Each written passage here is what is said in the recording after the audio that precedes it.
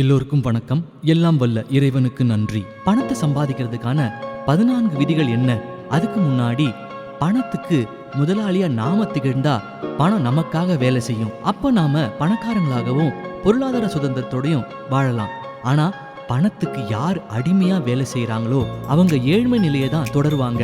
இதை யார் சொல்றான்னா எட்மண்ட் பர்க் அப்படிங்கிற ஒரு புகழ்பெற்ற ஆங்கிலேய தத்துவாதி. பணத்தை பத்தி என்னதான் பல்வேறு தலைப்புகள்ல பேசினாலும் அதை தெரிஞ்சுக்கணும் அப்படிங்கிற ஆவல் எல்லார்கிட்டயுமே இருக்கு.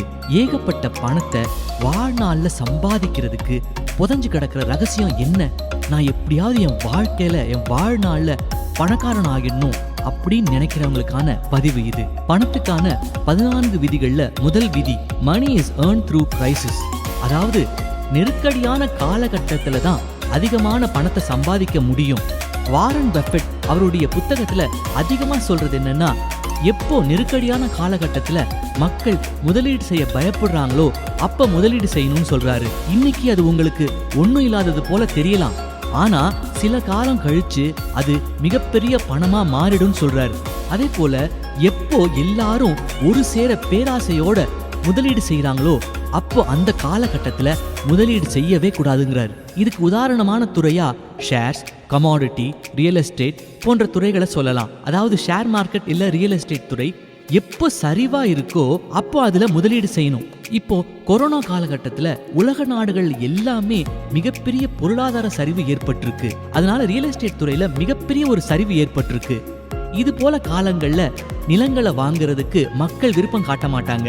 அதுவும் இல்லாம பணப்புழக்கம் இல்லாததால நிலத்தோட விலையெல்லாம் பாதிக்கும் கீழா கூட குறைஞ்சு போயிருக்கு. இது போல சமயங்கள்ல எல்லாரையும் போல வாங்க பயந்துட்டு இருக்காம யாரு தைரியமான மனப்பான்மையோட வாங்குறாங்களோ அவங்களால மட்டும்தான் சில காலம் கழிச்சு ரெட்டிப்பு லாபத்தையோ இல்ல அதுக்கு மேல ஒரு லாபத்தையோ அடைய முடியும். பணக்காரங்க எல்லாருமே அவங்களுடைய பணத்தை இது போல காலகட்டங்கள்ல தான் முதலீடு செஞ்சு விலை ஏறக்கூடிய சூழல்ல அதை விற்று பெரிய பணம் சம்பாதிச்சிடுறாங்க. இரண்டாவது விதி, money is a game of exchange.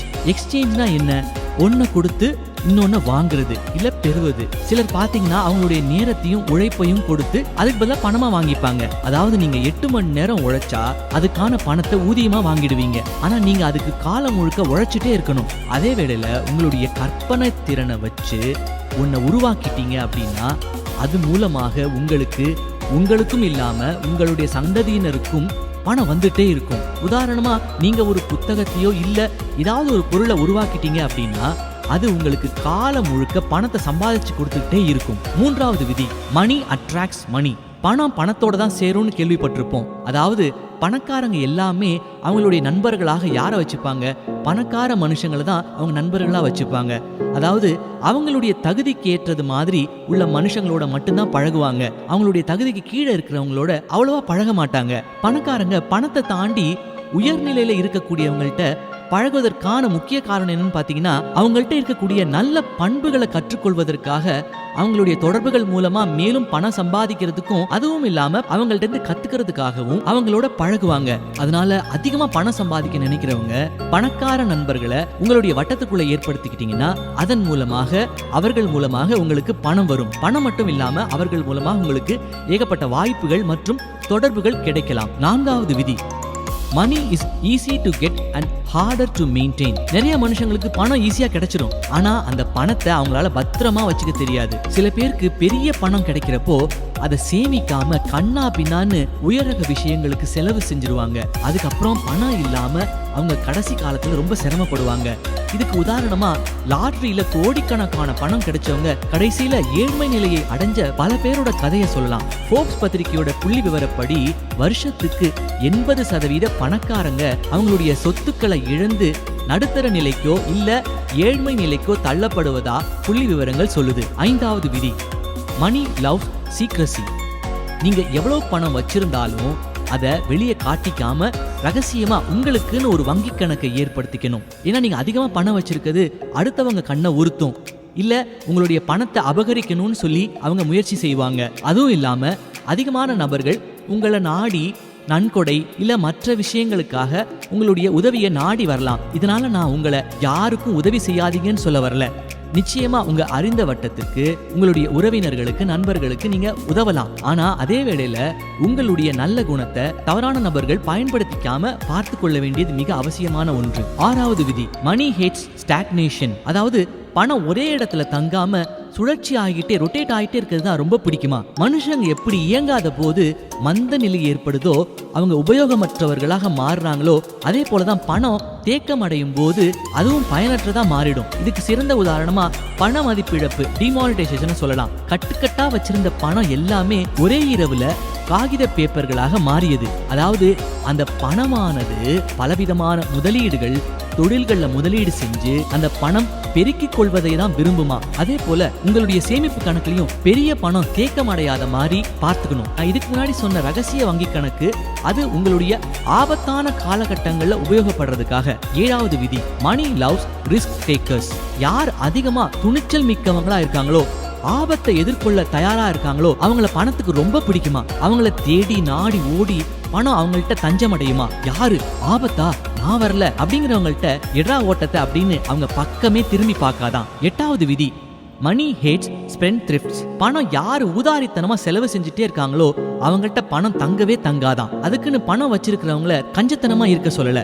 அதாவது ஒரு பணக்காரர் விமானத்துல பிசினஸ் கிளாஸ்ல அவர் போறாருன்னா அவரால் செலவு செஞ்ச பணத்தை திரும்பி தன்னுடைய வியாபாரத்துல சம்பாதிக்க முடியுன்ற பட்சத்துல அந்த பணத்தை அவர் செலவு செஞ்சு அந்த விமான பயணத்தை செய்யலாம். ஆனா சில பேர் அவங்க கையில பணம் இருக்கும் போது தேவையே இல்லாத விஷயங்களுக்கு பணம் செலவு செஞ்சுட்டு, பணம் இல்லாத போது தேவையா இருக்கிற விஷயங்களை விற்கக்கூடிய சூழலுக்கு தள்ளப்படுவாங்க. 9வது விதி, மணி லவ்ஸ் ஆத்தென்டிசிட்டி. ஒரு திரைப்படத்தை ஒருத்தர் உருவாக்கிய கதையையோ இல்ல மற்றவங்க உருவாக்கிய ஏதாவது பொருளையோ களவாடி பணம் சம்பாதிக்க நினைக்கிறவங்கள பணத்துக்கு சுத்தமா பிடிக்காதான். யார் ஒருத்தர் தன்னுடைய சுய முயற்சியாலையும் அவருடைய சிந்தனை திறனாலையும் ஒன்ன உருவாக்கி அதை வெற்றி அடைய செய்யறாரோ அவங்கள நோக்கி பணம் வந்து பெருகுமா. 10வது விதி, மணி லவ்ஸ் டு பி கண்ட்ரோல். ஒரு மாசத்துக்கு எவ்வளவு செலவு செய்யணும் அப்படிங்கறத நிர்ணயிக்கிறவங்களா நீங்க இருக்கணும். வரவு செலவு கணக்கே பார்க்காம செலவு செஞ்சுட்டே இருந்தா கடைசியில அது கடன் பிரச்சனைக்கு வழிவகை செய்யும் சொல்றாங்க. அதனால பணத்துக்கான முதலாளியா நீங்க தான் எவ்வளவு செலவு செய்யணும் அப்படிங்கறத தீர்மானம் பண்ணணும். 11வது விதி,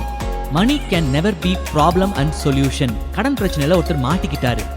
அந்த பிரச்சனையில இருந்து வெளியே வர்றதுக்காக மேலும் மேலும் வெளியில இருந்து கடன் வாங்கி பெரிய அளவுக்கான பிரச்சனைகளை அவர் விலை கொடுத்து வாங்கிடுவார். அதுக்கு பதிலா பணம் உள்ள வர மாதிரி வழிகள் என்ன அப்படிங்கறத யோசிச்சு அதன் மூலமா பணத்தை உள்ள கொண்டு வந்து அந்த கடன் பிரச்சனைகளை தீக்கணும். 12வது விதி, மணி டஸ் நாட் சேஞ்ச் பீப்புள். பணம் உங்கள்கிட்ட பெரிய அளவுல வந்த பிறகு நீங்க மாறவே கூடாதான். இது எவ்வளவு பேர் கடைபிடிக்கிறாங்கன்னு தெரியல. ஆனா பணத்துக்கான விதியில இது முக்கியமான விதி. சிலர் பாத்தீங்கன்னா அவங்கள்ட்ட பணம் வந்த பிறகு பழசெல்லாம் மறந்துடுவாங்க.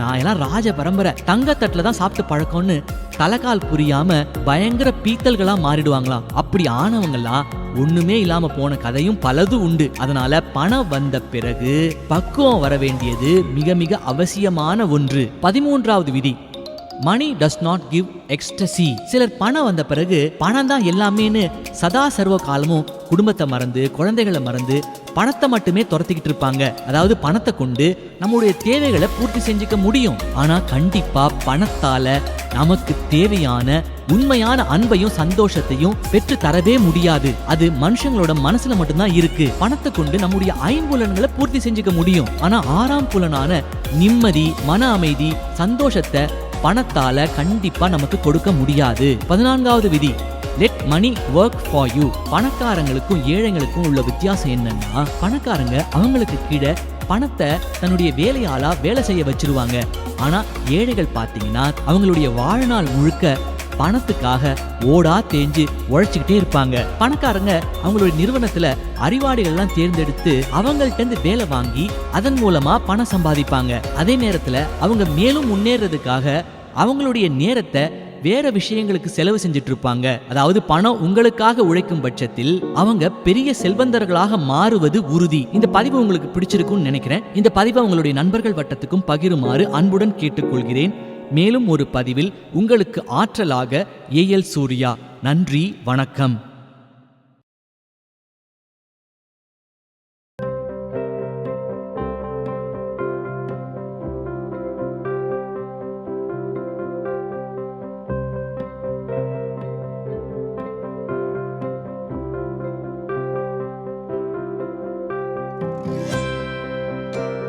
இதை போன்று மேலும் பல அபரிமிதங்களுடன் உங்களுக்கு ஆற்றலாகவும் நம்பிக்கை ஒளியாகவும் ஏஎல் சூர்யா.